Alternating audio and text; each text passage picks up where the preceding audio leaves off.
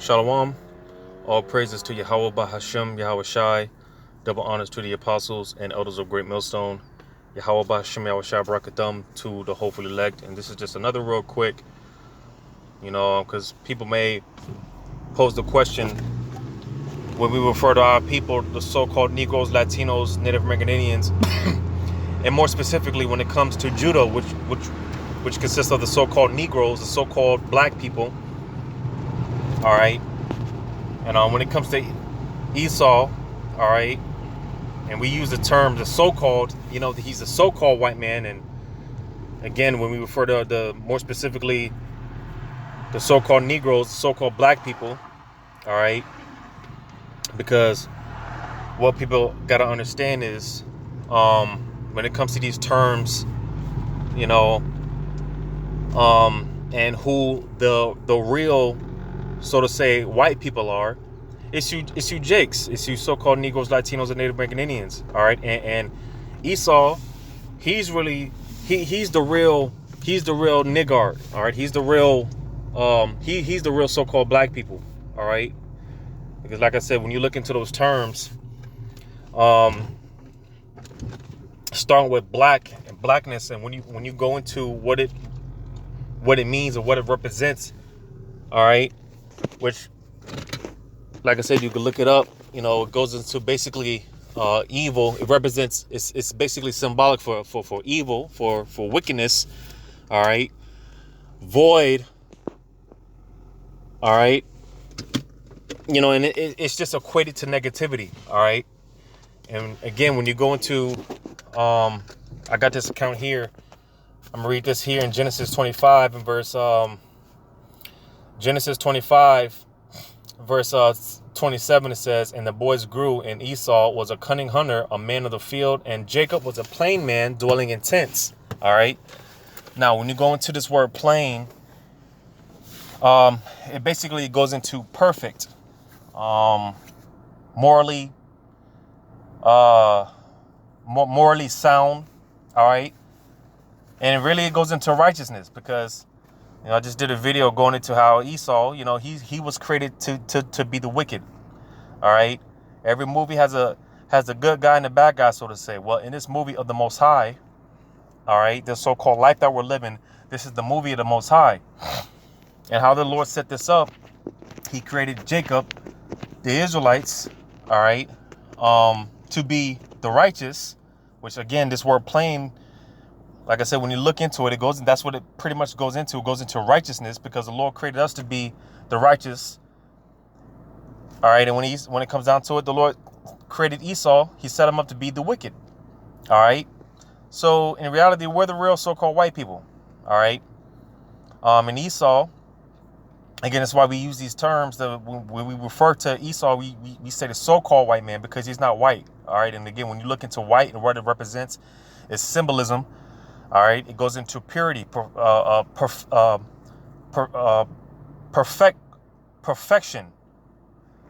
All right, and actually, I believe when you further look into it, that word white, I think it comes from an old English term, which means, I think the word is wit. I think that's the old English term, which goes into brightness, bright, to shine. All right. Which, the wisdom, knowledge, and understanding, the scriptures talk about how there's this wisdom, knowledge, and understanding that makes you to shine. It makes you stand out, so to say, which again, that law was ported to the Israelites. All right. That law was given to the Israelites. You see? So even furthermore, when it comes to this so-called, the Luciferians, because that's another thing that may get people, that may be a bit of a hard pill to swallow for a lot of people when we refer to ourselves as Luciferians. All right.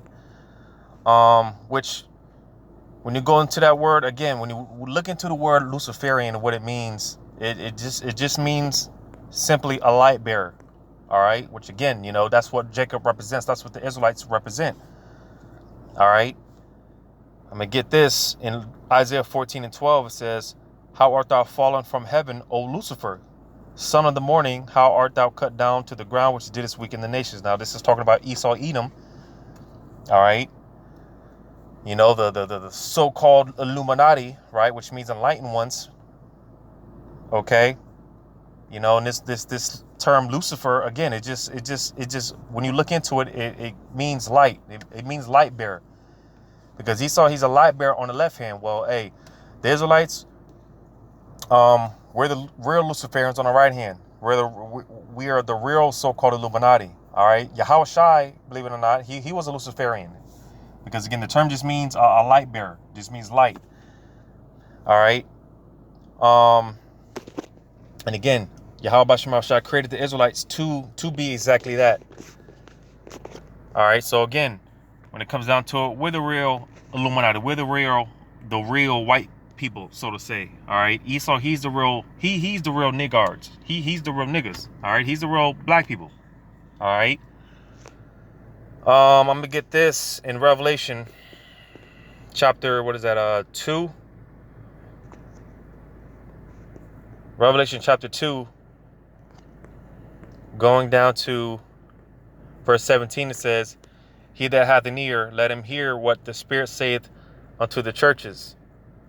To him that overcometh will I give to eat of the hidden manna, and will give him a white stone, and in the stone a new name written, which no man knoweth, saving he that receiveth it." Now, this isn't what I wanted, but nevertheless, I'm gonna just touch on it anyways real quick. I'm gonna read it again. It says, "He that hath an ear, let him hear what the Spirit saith unto the churches. To him that overcometh will I give to eat of the hidden manna, and will give him a white stone." All right, and understanding that during this time, if I'm not mistaken, during this time, this is like basically if you were brought up on charges, so to say. All right, if you were given a white stone, you would be acquitted. That basically means you were acquitted of all charges. I think if you were given a black stone or a black pebble, I believe that meant that you were guilty of whatever charges. All right, and in this case, this is going into the elect that are going to be found worthy. All right, because Yahweh Shai, again, as much as they paint the picture how Jake being these criminals, because like I said, Esau, he's the when it comes to this whole thug life culture and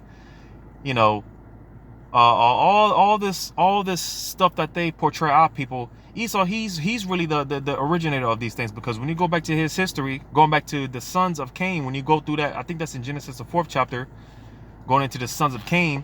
All right, one of Cain's grandsons, which for those that don't know, Cain, that's pretty much Esau Edom. Cain, he was reincarnated. He came back as Esau Edom, and that's the same spirit that's in Esau today. All right. And Abel came back as Jacob, which Abel represents the Israelites today. All right, but Cain, he had a grandson that basically bragged about killing a man. All right, and he basically made a rap song about it. All right. Because again, when it comes to this whole thug life culture and bragging about killing and sleeping with other women's wives and all these other things, basically bragging about wickedness and all this thug life nonsense, Esau, he's the originator of all that. As much as now our people picked up on that, because like I said, all this that they portray our people Esau, it really came from Esau Edom. All right, because like I said, he's the real nigger. That's I said all that to say he's the real nigger. He's the real, they're the real black people, so to say. All right, you see. But again, when you go into what white and what it represents, it goes into purity, pure. All right, perfect. As I read in Genesis 25, right? Jacob, he came out plain, which, like I said, you look into it, it goes into righteousness. Perfect. All right, being upright, because again, we were set up to be the real white people. All right. What I wanted was in Revelation 7, going into these white robes, right? Now, Revelation chapter 7 and verse Revelation chapter 7 and verse 9, it says, "After this I beheld, and lo, a great multitude which no man could number, of all nations and kindreds and people and tongues stood before the throne. Now this is talking about the elect. All right. The elect that were scattered amongst all the other nations. All right. Because again, when it comes down to it, only the elect are going to get beamed out of here. Only the elect are going to get saved. All right. The elect of the nation of Israel, the elect of the Most High. They're going to be the only ones that get saved. So that's what it's talking about. And again, the elect, they've been scattered amongst all the different nations. So this isn't literally talking about Gentile. It's not talking about the natural heathens. It's talking about our people that were scattered amongst these nations. All right, that are going to be saved. Right. It says stood before the throne and before the Lamb, clothed with white robes and palms in their hands. You see. So again, you know, the elect being clothed with these white robes, because again, the white goes into purity, perfect righteousness, brightness.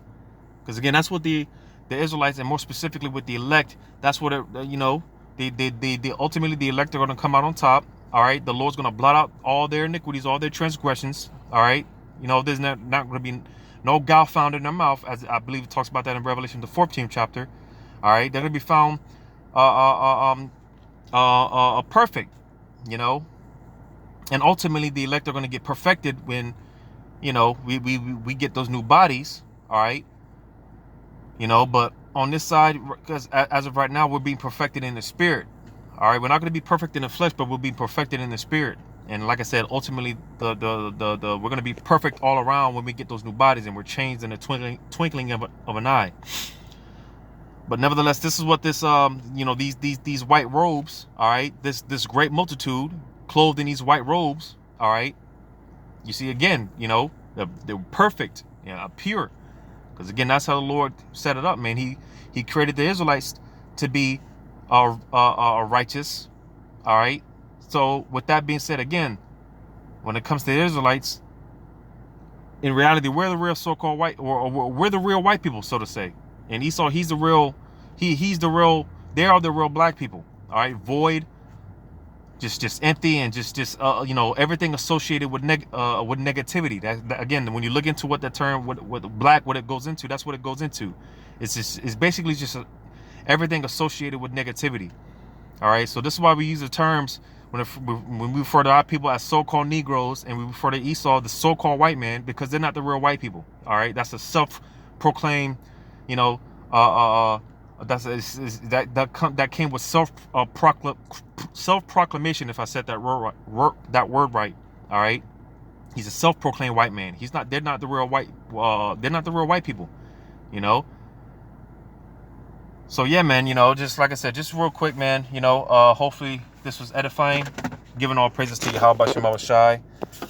Double honors to the apostles and elders of Great Millstone. Yahweh Shema Shai Brakatham to you, hopefully elect. Lord's willing, until next time, shalom.